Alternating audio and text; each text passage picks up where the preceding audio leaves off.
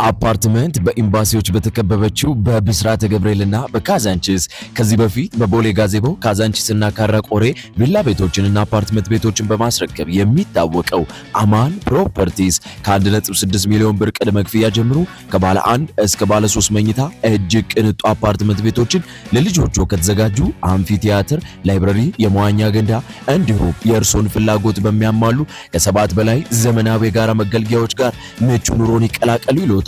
ያስተውሉ። ቤቶን እስኪረከቡ ምንም አይነት የዋጋ ጭማሪ የሌለበትና የ25% ቀጥተኛ የባህል ቅናሽ የተደረገበት ላይ የቤት ባለቤት ይሁኑ ይሎታል።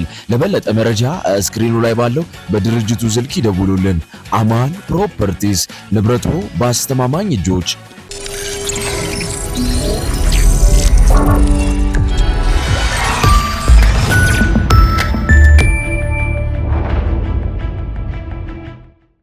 ይህ አዋዜ ሰበር ነው።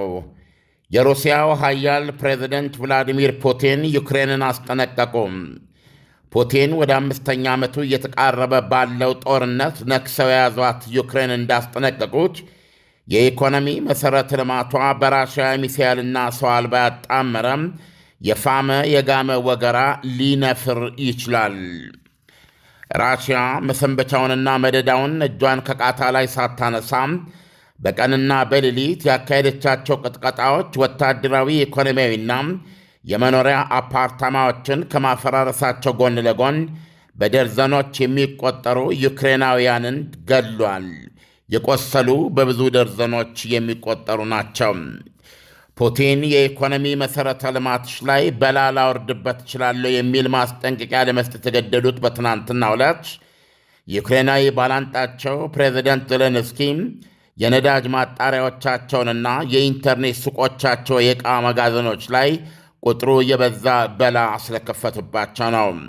ዩክሬኖች ዋይልድ ቤሪስ የሚባለውን የራሽያ የአማዞን መሳም በነፍስ ወከፍ 10 ስታዲየም አከል የሸቀጥ ማጠራቀሚያ ማዕከሎቻቸውን ወይም መጋዘኖቻቸውን ክፉኛ ማንፈራቸውን ማስታወቃቸውን ተከትሎ ነው። ከዋይልድ ቤሪስ 10 የትየሌሌ ግዙፍ መጋዘኖች መካከል 7ቱን ቋያ እሳት ውስጥ ረምጫለሁ ትላለች ዩክሬን። ይህን መግለጫ በሚያጠናክር ሁኔታ የራሽያ ዋይልድ ቤሪስ ኩባንያም እሳቱን ስላልቻልኩት ሌሎች የሎጂስቲክስ ማዕከላትን ጎረቤት አገር ካዛክስታን ውስጥ ከፍታለሁ ሲል አስታውቋል።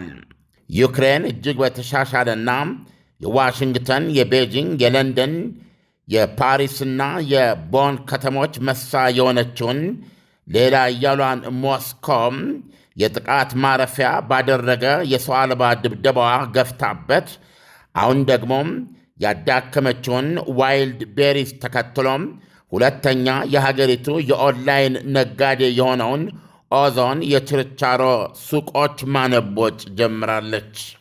ሳማራ በተሰኘው የራሽያ ክፍለ ሀገር ውስጥ የሚገኝ አንድ የኦዞን የችርቻሮና የኢንዱስትሪ ጣቢያ ተመቷል በዩክሬን ሰው አልባ። ራሽያ በኢንተርኔት ነጋዴ ኩባንያዎች ንብረቶች ላይ ለደረሰው ጉዳት ቀጥተኛ ምላሽ የሆነ አውዳሚ ጥቃት ባለፈው ዓርብ ከሰዓት በኋላም በቀን ብርሃን የዘለንስኪ የትውልድ ከተማ በሆነችው ክሪቪሪህ የሚገኝ አንድ ግዙፍ የገበያ ማዕከል መምታቷ የሚታወስ ነው። በጥቃቱም 16 ሰዎች ወዲያው ሲገደሉም 130 ደግሞ ቆስለዋል። ፕሬዚደንት ቭላዲሚር ፑቲን ቨስቲ በተባለው የሀገሪቱ የቴሌቪዥን ማሰራጫ እንደተናገሩት ዩክሬን በራሽያ ኢኮኖሚ ላይ ያባባሰችው ጥቃት የንብ ቀፎ ከመንካት ይቆጠራል ብለዋል። የኪየቭ አገዛዝ አሉ ፑቲን በመግለጫቸው፣ የኪየቭ አገዛዝ ኢኮኖሚያችንን ለማውደም ተነስቷል። ምንድነው የጠቀመው? የንብ ቀፎን ነው ያነቃነቀው ብለዋል። ሲቀጥሉም የበቀል ጥቃታችን የመጣ እንደሆን ሲመጣም ብዙ አይቆይም ብለዋል። ከወዲሁም የራሽያ እርምጃዎች ከአንቺ በጣም የከፉና በጣም አውዳሚ ናቸው። ሁሌም ያልኩትን ነው የማስታውሰው። ምላሽ ይኖረናል ብለዋል። ይህ በእንዲህ እንዳለም ዓርብ ዕለት በገበያ ማዕከሉ ላይ ራሽያ ያደረሰችው ጥቃት እጅግ ደምሳሽ መሆኑ ነው የተነገረው። ዛሬም ድረስ የነፍስ አድን ሠራተኞች ሥራ አላቆሙም።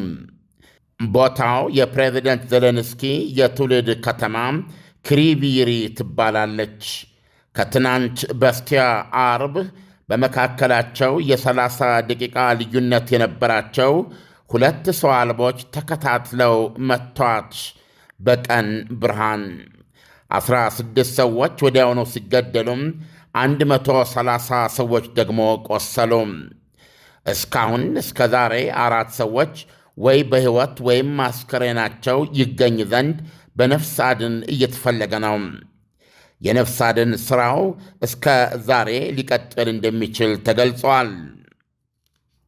እንደ ፕሬዝደንት ዘለንስኪ አገላለጽ ይህ ጥቃት መሰሪና አጸያፊ ነው። ምክንያቱም አንደኛው ሰው አልባ ሰው ፈጅቶ ንብረት አውድሞ ሳለም የሁለተኛዋ ሰው አልባ አድብቶ መምጣት ሌላ ዓላማ የለውም። እንደ ዘለንስኪ እምነት የነፍስ አድን ሠራተኞችን ለመግደል ካልሆነ በስተቀር እስከ 50 ኪሎ ግራም ፈንጂ ሊሸከሙ የሚችሉት ሰው አልቦች በዛ ፍጥነት የለተሙት ግዙፍ የገበያ ማዕከል ላይ የተፈጠረው እሳት 9000 ካሪ ሜትር የሸፈነ ነበረ። ከሞላ ጎደል አንድ ስታዲየም የሚያህል ስፋት እሳቱ አሁን ጠፍቷል። በትናንትናው ዕለት በተሰጠው መረጃ ከቆሰሉት 130 መካከል 52ቱ አሁንም በከተማዋ ሆስፒታሎች ውስጥ ተኝተዋል። 14ቱ ሕፃናት ናቸው። የክሪቪሪ ወታደራዊ አስተዳደር አሌክሳንደር ቪልኪል እንዳስታወቁት ከቁስለኞቹ መካከል በደርዘኖች የሚቆጠሩት የቀዶ ጥገና ሕክምና አስፈልጓቸዋል። ክሪቪሪ በምትገኝበት ዲኒፕሮፔትሮቭስክ ክፍለ ሀገር በትናንትናው ዕለት የሐዘን ቀን ሆኖ አልፏል። ይህን ያህል ጉዳት ያደረሱት ሁለት የራሽያ ሰው አልቦች ከሩቅ መንገድ እጅግ ወደ መሬት ዝቅ ብለው የመጡ ነበሩ። የጠላትን ሰው አልቦች የማርገፍ ብቃታችን 90 በመቶ ነው የሚለው የዩክሬን የአየር መከላከያ ምድብ አርብ ዕለት የገበያ ማዕከሉን እንዳልነበር ያደረጉትን ሁለት ሰው አልቦች ለምን ሊጠነግፋቸው አልቻለም ነበር የሚሉ ጥያቄዎች ተነስተው እያወያዩ ነው። በእርግጥ ዩክሬን ቦሊስቲክ ሚሳይሎችን የመመከት አቅሟም ከአሜሪካ ሰራሽ ፓትሪዮት አየር መከላከያ ሚሳይሎች እያለቁ መምጣት የተነሳ ወደ 40 በመቶ አሽቆልቁሏል ትላለች። የአርብ ዕለቱ 16 ገዳይና 130 አቁሳይ የተንሰራፋ ግዙፍ የገበያ ማዕከል አውዳሚ ጥቃት የደረሰው ከአንድ ቀን ቀደም ብሎ ባለፈው ሐሙስ ወይም ሮብ ሌሊት ለሐሙስ አጥቢያም የተካሄደ ሌላ የራሽያ የሰው አልቦችና የሚሳኤል ወገራ 17 ሰዎችን ገድሎ 40 ካቆሰለ አንድ ቀን በኋላ መሆኑ ነው። ይህ በእንዲህ እንዳለም የራሽያ መከላከያ ሚኒስቴር አርብ ሌሊቱን ለቅዳሜ አጥቢያም በጠቅላላው 457 የዩክሬን ሰው አልቦችን መትቶ መጣሉን አስታውቋል። በደቡባዊ ራሽያ ክራስናዳር ክፍለ ሀገር ውስጥ በምትገኝ የወደብ ከተማም በደረሰ የሰው አልባ ጥቃት 2 ሕፃናት ተገድለው 2 አዋቂዎች ደግሞ ቆስለዋል ብሏል። በምዕራባዊ ቤልጎሮድ ክፍለ ሀገርም 2 ሰዎች ተገድለው 13 ቆስለዋል በዩክሬን የአየር ጥቃትና የመድፍ ድብደባ። የዩክሬን ጦር እንዲሁ ከትናንት በስቲያ ሳማራ በምትባለው የራሽያ ክፍለ ሀገር ውስጥ የነዳጅ ማጣሪያ መጥቶ ከፍተኛ እሳት ማስነሳቱን ገልጿል። የሀገሪቱ ሁለተኛ የኢንተርኔት ገበያ ኦዞን አንድ መጋዘንም እዛው ክፍለ ሀገር ውስጥ ሳማራ መጥቶ ማጋየቱን አስታውቋል።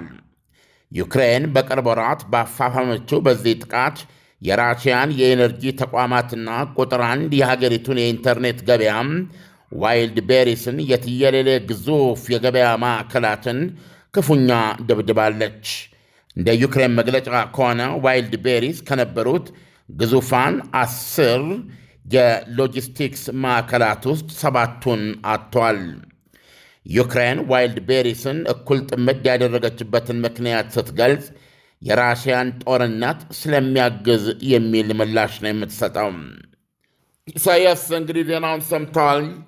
የፕሬዚደንት ቭላዲሚር ፑቲን የትናንት መግለጫን የተለየ የሚያደርገው በስካሁንም የራሽያ ድብደባ በተለይ በኪየቭ እንዲሁም ደግሞ በተመረጡ የሀገሪቱ የተለያዩ ክፍለ ሀገሮች እውነቱን ለመናገር በጦር ኢንዱስትሪው በተለይ በዚህ በሰው አልባ ማምረቻዎች፣ መገጣጠሚያዎች፣ ማከማቻዎች ላይ በጣም የተፋፋመ ጥቃት ነው የሚያደርገው።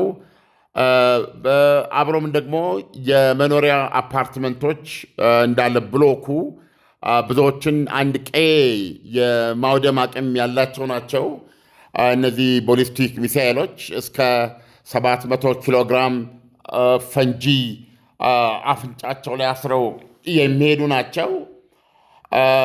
እንደሰማኸው በሰው ሕይወት ደረጃ እየደረሰ ያለው ጉዳት በአጭር ጊዜ ለምሳሌ በዚህ በኢትዮጵያ ክረምት ውስጥ ማለት ትችላለህ ከ400 ሰው በላይ ነው በድምሩ ያለቀው።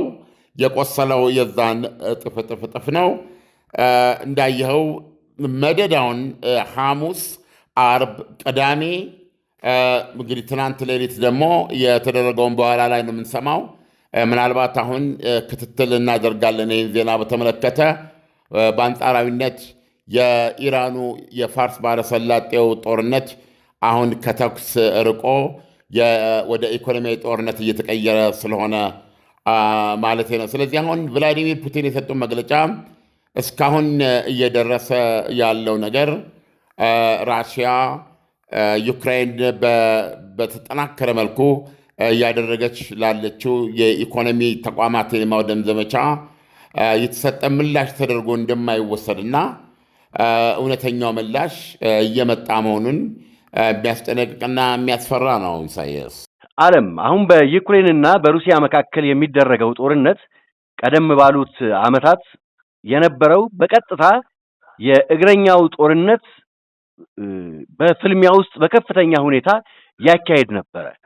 አሁን ግን የጦርነቱ መልክ ሙሉ በሙሉ አልተቀየረም ወይ? ጦርነቱ አንድ ከተማ ለከተማና በከባባድ መሳሪያና በድሮን ብቻ እየሆነ አልመጣም ወይ? የእግረኛ ውጊያው ያው እንደቀጠለ ነው እና አክቹዋሊ በየምሽጎቻቸው ሆነው እንግዲህ ከዚህ በፊት በምናውቀው መልኩ በየዕለቱ እየተዘገበ ያለና በተፋፋመ ሁኔታ የቀጠለ አለመሆኑ ግልጽ ነው። ነገር ግን በየግንባሮቻቸው ነው በየጊዜው የሚሰጡት መግለጫ አለ። ዩክሬንም እንደዚህ ያለ ግዛት አስመልሼ ያዝኩ፣ ራሽያን በዚህ በኩል የሚያህል ግዛት አስመልሼ ያዝኩ የሚል ነው። ነገር ግን በፊት በሚታወቀው ደረጃ በተፋፋመና በጠነከረ መንገድ እየተካሄደ እንዳልሆነ ግልጽ ነው። ስለዚህ አሁን ሁለቱ የሚያፋፋሙት የከተማ ውጊያ ነው። ዓለም አሁን ሩሲያ በምን መጠን እየመታች ነው ያለችው? አሁን እንግዲህ በተደጋጋሚ ሰሞኑን ራሱ ሩሲያ የተለያዩ ገበያ ስፍራዎችን ጭምር እየመታች ነው ያለችው። ያም ሆኖ ግን የዩክሬን ሚዛኑ ከፍተኛ አይደለም ወይ? በእርግጥ የሩሲያው ፕሬዝዳንት ፑቲን እንዳስቀመጡት ዩክሬን የምታመጣው ጥቃት አጸፋዊ ምላሹን ትችለዋለች ወይ ብለዋል። ይሄን ያህል የሚያስብል ልዩነት ያለው ምት ሩሲያ በዩክሬን ላይ እያሳረፈች ነው ወይ? ማሽን መከራየት ወይም ማስመጣት ይፈልጋሉ? እንግዲያውስ ዜድጂ ኢንጂነሪንግ ለፋውንዴሽን፣ ለአስፋልት ዳርቻ ስራዎች፣ ለኳሪ፣ ለኮንክሪት ስራዎች የሚሆኑ የተለያዩ ማሽኖች ያስመጣል፣ ያከራያል። የአንከርና የፓይል መሰርሰሪያ ማሽኖች፣ የድንጋይ መሰርሰሪያ ማሽኖች፣ ከርብስቶን ማሽኖች፣ ሚኒ ኤክስካቫተሮች፣ ኮንክሪት ፓምፖችና ግራውቲንግ፣ ኮንክሪት ባቺንግ ፕላንቶች፣ ብሎኬት ማሽኖች፣ አስፋልት ሆት ሚክስና ሪሳይክለሮች፣ ሮድ ሐመርና ቤቶች፣ የአፈርና አስፋልት ላቦራቶሪ ዕቃዎች፣ የማሽኖች ብልሽት መመርመሪያ ዲያግኖስቲክ ቱሎችና ሌሎችም በኪራይም ሆነ በሽያጭ እናቀርባለን። ዜድጂ ኢንጂነሪንግ አድራሻ ጀሞ ሚካኤል አፍሪካ ህንፃ፣ ስልክ 0931 49 38 56። ይሄን ለመገመት በጣም አስቸጋሪ ነው። በሩሲያ በኩል የሚሰጡት መግለጫዎች ጥቅል ናቸው። ወታደራዊ ኢላማዎች፣ ወታደራዊ ኢንዱስትሪ ኢላማዎች እንደዚህ በሚል የሚገለጹ ናቸው። በሌላ በኩል ደግሞ ጥቃቱ የዩክሬን በሚሆንበት ጊዜ ከራሽያ የበለጠ የተብራራ መረጃ ነው የምናገኘው። ከምዕራባውያኑ የተመታውን እንደ ተቋም ዘርዝረው ነው የሚያስቀምጧቸው። እንደገና ደግሞ በተቋማቱ ላይ የደረሰ ያለውን ጥቃት በገንዘብ ጭምር ያስቀምጡታል። ለጥቃት የተጋለጠውን የራሽያ ተቋም ራሽያ ካላት አጠቃላይ መሰል ተቋም ምን ያህል ፐርሰንት እንደሆነ በጣም በተተነተነ መንገድ ስለሚቀርብ አንዳንድ ጊዜ እውነቱን ለመናገር አሁን ላቀረብክልኝ ጥያቄ በግሌ ብትጠይቀኝ ከፍተኛውን ጉዳት እያደረሰች የምትገኘው ዩክሬን ነች ነው ለማለት የምችለው። ምክንያቱም በዩክሬን በተመለከተ መረጃ ስለምናገኝ ነው። በሌላ በኩል ራሽያ ዩክሬን ላይ ለምታደርሰው ጥቃት በቂ መረጃ ይወጣል ማለት ያስቸግራል።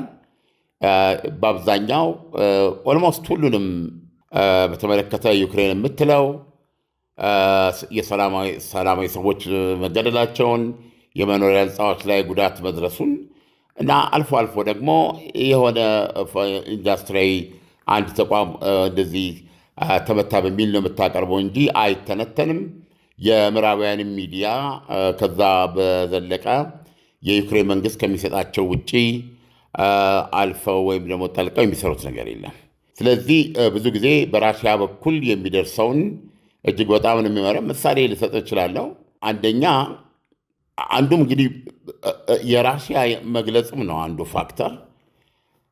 አሁን ለምሳሌ የዋይልድ ቤሪስ የሎጂስቲክ ሴንተሮች በየጊዜው በሚመቱበት ጊዜም ዲቴሉን ታውቃለህ፣ ስፋቱን ታውቃለህ፣ ተቋሙ እንደ ተቋም ያለውን ስፋት፣ የደረሰበትን ውድመት መጠን እና ያንንም ተከትሎ በራሽያ በኩል የሚሰጠውን ታገኛለህ። በሌላ በኩል ግን በዩክሬን በኩል አታገኝም። እና አሁን ባለው ሁኔታ ጠየቀኝ፣ በተለይ የነዳጅ ማጣሪያዎችን ከመደብደብ አኳያ የዩክሬን እያደረሰች ያለችው ጥፋት እንደው ከራሽያ ሰፊ አቅም አንጻር ታይቶ አላቅም ካልሆነ በጣም ብዙ ነው እና በጣም ብዙ ከመሆኑ የተነሳም እንደውም አንዳንዶቹ ራሽያውያን ጭምር ማህበራዊ ቀውስ ያስነሳል፣ አንዳች አመፃ ያስነሳል እስከ ማለት የሚደርስበት ነው። ራሽያን ዋናዋን የነዳጅ መሬት ነዳጅ እንድትገዛ ሁሉ ወደ ማስገደድ የሄደ የነዳጅ ማጣሪያዎችን የማጥፋት ዘመቻ ማለት በሚያስብል ደረጃ ኢፌክቲቭ የሆነ የሰው አልቦች ድብደባ አለ። ኦልሞስት አንድ የነዳጅ ጣቢያ ወይም ሁለት የነዳጅ ምንድነው ማጣሪያ ሳይመታ የሚያልፍ ቀን አለ ማለት አልችልም። እና ዩክሬኖች በዋነኛነት ሞስኮ ያለችበት ሞስኮ ከተማ ናት። ራሱ ሞስኮ ከተማ ያለበት ሞስኮ ሪጅን ውስጥ የሚገኙ 2-3 ነዳጅ ማጣሪያዎችን ማውደሟ ነው በይፋ የተገለጸውና ከዚህ አንጻር ስትመለከተው በተለይ በራሽያ የነዳጅ ማጣሪያዎች ላይ ዩክሬን ከቅርብ ጊዜ ወዲህ የእንግሊዝ ሰው አልቦችም ቀጥተኛ አስተዋጽኦ እያደረጉ ነው። በጣም እየረዳቻት ነው ይባላል። ለዚህም ራሽያ በይፋ ማስጠንቀቂያ ሰጥታ በጥብቅ ያጸፋ እርምጃ ልትወስድ እንደምችል እስከ ማስጠንቀቅ ደርሳለች። አሁን የተመረጡት አዲሱ ጠቅላይ ሚኒስትርም ይህንን አንስተው ጋዜጠኞች ላቀረቡላቸው ጥያቄ ሀገራቸው ከሳቸው በፊት የነበሩ ተከታታይ የእንግሊዝ መሪዎች እንዳደረጉት ሁሉ ዩክሬንን ከመደገፍ ወደኋላ እንደማትል ነው የገለጹ። ስለዚህ በዚህ ደረጃ ካየህ ይሄ በተለይ አዲሱ እጅግ የተሻሻለ የዩክሬን የሰው አልባ ዘመቻ ትልቋን ግዙፏን ራሽያን ነዳጅ የምታጣራበት ቦታ ሊያሳጣ በሚችል ደረጃ እየተካሄደ ያለ ነው። እንደዚህም የዋይልድ ቤሪስ ያልኩ ቅድም የገለጽኩልህ ካሉት 10 የሎጂስቲክ ሴንተሮች እና ምንድነው የሴንተር ማዕከሉ ምንድነው መጋዘን ስንል ምንድነው ምን ያህል ስፋት ነው የሚለውን ለኮንሰፕት ደረጃ ገብቼ በማየው ጊዜ ለማመን ያስቸግራል። 10 ስታዲየም ያክላል አንድ ሴንተር። በዛ ደረጃ ያሉት ላይ እሳት በመልቀቅ አሁን ኩባንያው ራሱ እንዳመነው ብቸኛ አማራጩ የቀሩትን ሶስቱንም እከላከላለሁ ማለት የማይችልበት ሁኔታ ስለሆነ በጎረቤት ካዛክስታን ውስጥ እንከፍታለን ያለው እና በዚህ ደረጃ ስታይ ልታብራራው ልጠቅሰው በቁጥር በአሃዝ ልታስቀምጥ የምትችለው የዩክሬን ነው የወደሙ የራሽያ መርከቦችን እንደዚህ ብትመለከት ማለት ነው። የራሽያ አውዳሚ መሆኑ ምንም ጥርጥር የለውም። ነገር ግን የተብራራ መረጃ የማግኘት እድላችን በጣም ጠባብ ነው። ኢሳያስ ዓለም አሁን ከዚህ ስንነሳ ሩሲያ ውስጥ ማምረት ከባባድ ኢንዱስትሪዎች ላይ መስራት ትልቅ ስጋት እየሆነ መጥቷል ማለት የሚቻልበት ሁኔታዎች። አዎ አሁን ያልኩ የነዳጅ ማጣሪያ ብቻ ነው የሚመጡት። የሚሳኤል ማምረቻ፣ የሚሳኤል ኮምፖነንትስ የሚመረቱበት፣ ሌላው ቀርቶ የራሽያ ሶዩዝ የሚባለው የህዋ የመንኮራኩር መተኮሻ ጣቢያ ድረስ ጥቃት አድርሰው በግንባታ ላይ የነበረ ወይም ደግሞ በዝግጅት ላይ የነበረ የራሽያን መንኮራኩር እስከ መምታትና ማውደም እንደደረሱ ነው ዩክሬኖች የሚገልጹት። በነገራችን ላይ ፍላሚንጎ የሚልም ረጅም ርቀት ሚሳኤል አምርተው ባለፈው 2 ሚሳኤል ጥቃት አድርሷል የዩክሬን። በአጋጣሚ ሆኖ ትኩረታችን በዚህ በኢራን አሜሪካ ጦርነት ሆኖ ነው እንጂ ብዙ ነገር ነው እየሆነ ያለው እና አሁን ምናልባት ደግሞ እንደገና ትኩረት ሰጥተን በየጊዜው የራሽያና የዩክሬንን ማየት ስንጀምር ሪሊ ዩክሬኖች በዚህ በሰው አልባ ቴክኖሎጂያቸው አዲስ ክስተት የተሳካላቸው የቴክኖሎጂ ምርታ ነው።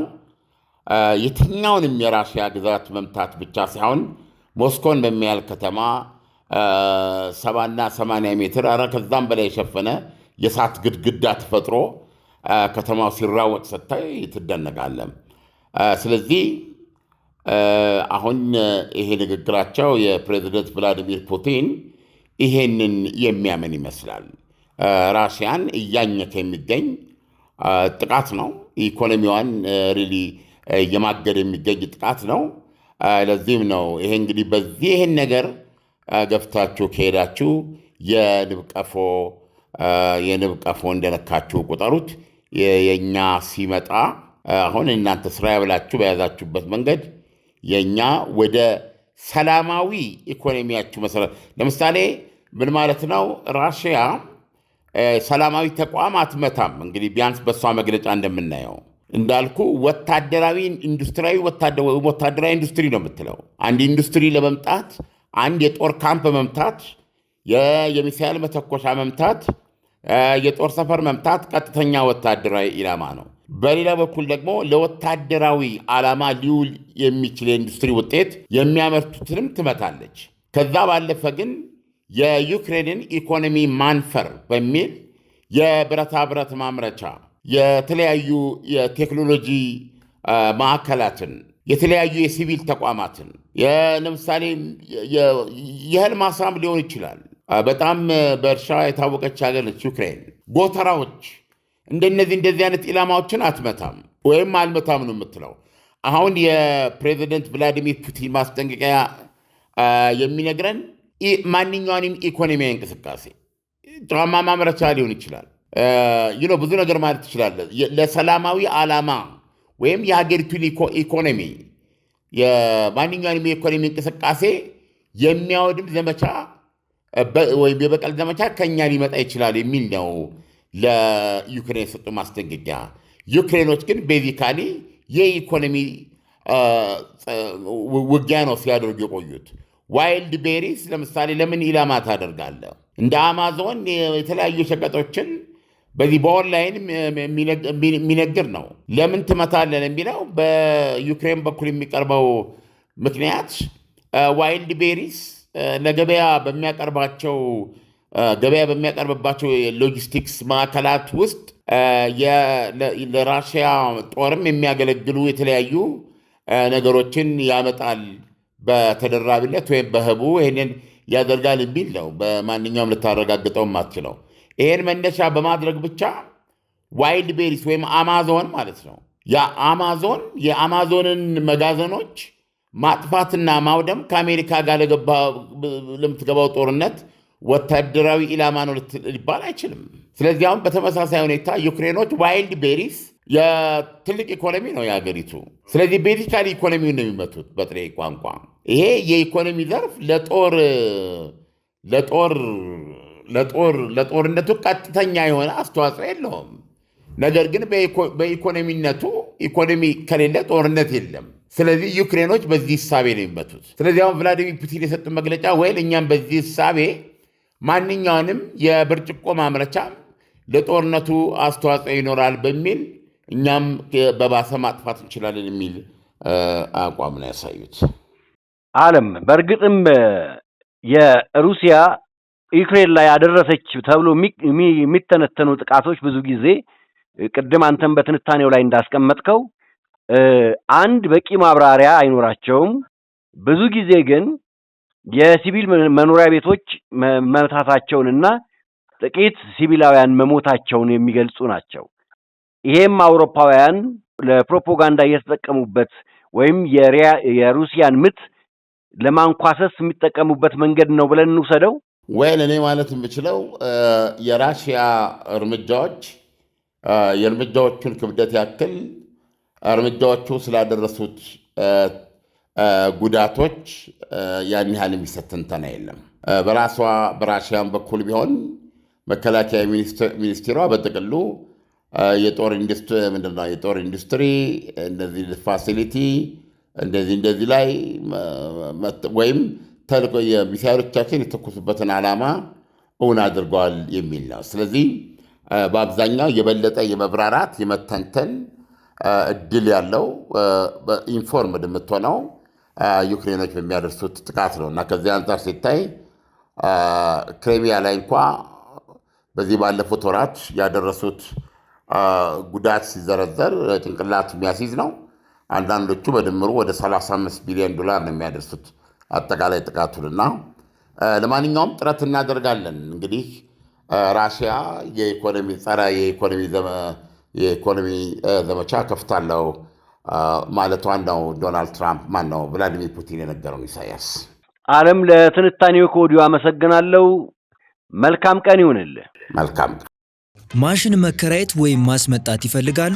እንግዲያውስ ዜድጂ ኢንጂነሪንግ ለፋውንዴሽን፣ ለአስፋልት ዳርቻ ስራዎች፣ ለኳሪ፣ ለኮንክሪት ስራዎች የሚሆኑ የተለያዩ ማሽኖች ያስመጣል፣ ያከራያል። የአንከርና የፓይል መሰርሰሪያ ማሽኖች፣ የድንጋይ መሰርሰሪያ ማሽኖች፣ ከርብስቶን ማሽኖች፣ ሚኒ ኤክስካቫተሮች፣ ኮንክሪት ፓምፖችና ግራውቲንግ፣ ኮንክሪት ባቺንግ ፕላንቶች፣ ብሎኬት ማሽኖች፣ አስፋልት ሆት ሚክስና ሪሳይክለሮች፣ ሮድ ሐመርና ቤቶች፣ የአፈርና አስፋልት ላቦራቶሪ ዕቃዎች፣ የማሽኖች ብልሽት መመርመሪያ ዲያግኖስቲክ ቱሎችና ሌሎችም በኪራይም ሆነ በሽያጭ እናቀርባለን። ዜድጂ ኢንጂነሪንግ አድራሻ ጀሞ ሚካኤል አፍሪካ ህንፃ፣ ስልክ 0931 49 38 56።